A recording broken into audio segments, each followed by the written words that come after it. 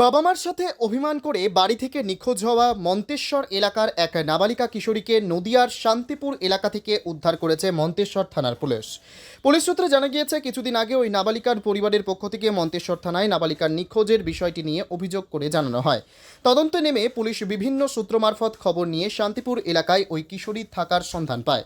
Police জানায়, মঙ্গলবার সকালে মন্তেশ্বর থানার পুলিশ নদিয়ার শান্তিপুর এলাকার পুলিশের সহযোগিতায় ওই কিশোরীকে উদ্ধার করে নিয়ে আসে। উদ্ধার হওয়া কিশোরীকে আজ কালনা মহকুমা আদালতে পাঠান মন্তেশ্বর থানার পুলিশ। এ বিষয়ে এলাকার এক বাসিন্দা আমাদের জানালেন, কি শুনবো। কি ঘটনা ঘটেছে?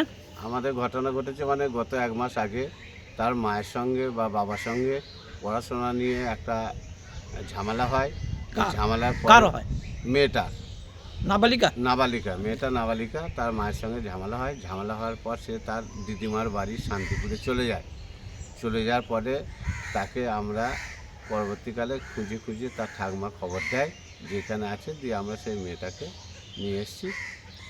তা থানায় অভিযোগ করেছিলেন নিখোঁজ? থানায় নিখোঁজ অভিযোগ করেছিলাম, সেই জন্য আমরা থানায় নিয়ে এসেছি। তা 1 মাস ধরে আপনারা খুঁজে পান নাই?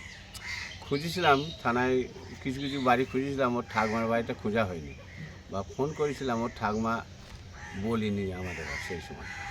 তা মেয়ে পেয়েছেন? মেয়ে পেয়েছি। ও পড়াশোনা করে? হ্যাঁ, পড়াশোনা করে।